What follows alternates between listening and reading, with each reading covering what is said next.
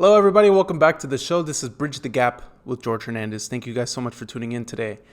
I went ahead and dissected 8 of the best lessons that I learned this year in 2025. This has been a year, dude. This is actually literally, I'm not even joking. This has been one of the, I can't even contemplate a word right now.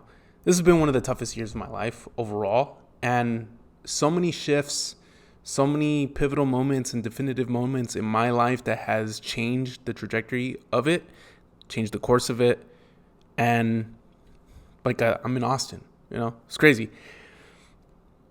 I went through my journals, I went through all of my Notion documents, I've been reading more, I've been getting in the Word, and I've pulled out 8 lessons that I've learned this year that has changed the way that I think, my perspective, my mind, and I hope I can just help one person here. So let's get into it. Number 8. This one's obvious. Move from your hometown. I'm talking to you specifically. Since you've made this change, you've become more self-aware. The change that I'm making, or the change that I am alluding to, is you now have more confidence, more self-belief in yourself because you've made the changes that you wanted to make for a long period of time. And you put yourself onto a specific path, and you came to realize that you are capable, you are strong, you are confident, you are able to make this type of change that you've been yearning and desiring to make. And since you've made it, you've become more self-aware. And the fact that you've made this change is beautiful. It's exceptional. Not many people make it. Unfortunately, though, you'll come to realize the people around you haven't changed. This creates friction. And it may not affect you now, but after years of time while you grow, they still won't change. Now, everyone has their own free will. It's their decision to stay the same, and it's not your job to save or to help them. You can provide some perspective, but honestly, when you try to bend someone against your own will, they're under the same impression still.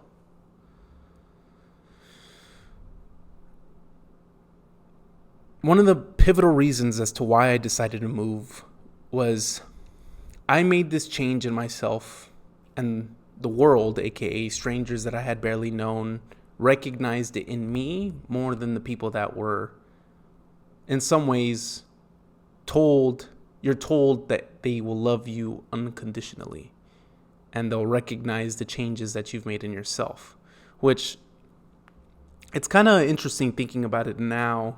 I'm just digging into it.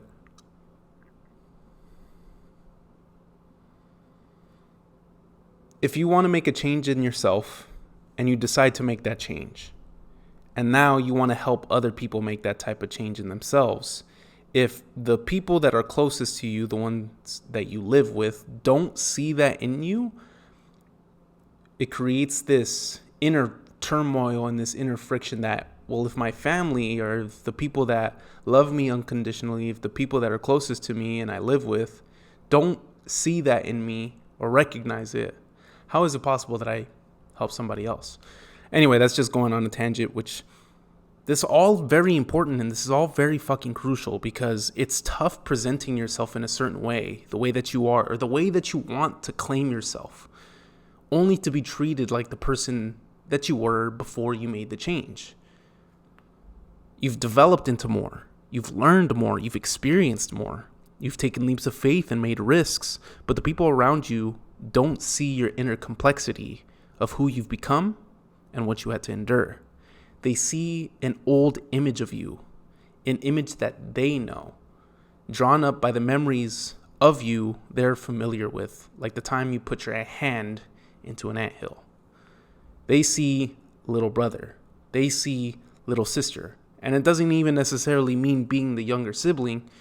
It also just means they have in their head a faint memory, a faint timeline of who you once were. And that's all that's drawn up inside of their head. Not everything that you've been through because you're the one that sits inside of yourself. They don't see who you are now. They see the picture that they've created inside of their head, which is what causes this friction all the time. Changing yourself is the first step. The next is to move from your environment, to preserve what traits, habits, and attitudes you've built and carry to the world, because the longer you settle, the more you acclimate to the behaviors of those around you, others you have no interest in becoming. The purpose of moving from your hometown is to finally settle into who you are, to find discomfort and to see how you would settle it, not how others around you would. Moving from your hometown is a definitive step into embracing who you're becoming, because nobody is there to pull you back from who you're meant to be. It's just you now. And there's no excuse. Yeah. Move from your hometown, man. Move from your hometown. I think you are forced by the circumstances and the events in front of you, where you have no other option but to trend inward, to digest, to sit with, to reflect on your time back at home, and to see your faults, to see the things that you made progress in, but more importantly, just to remind yourself of who you are and who you're going to become here. It creates a distance that is far needed, because it's lovely to have people around you at all times.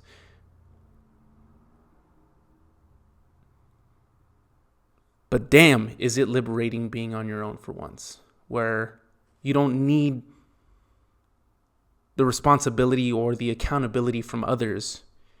You just come to find out what you're really made of. This one's good.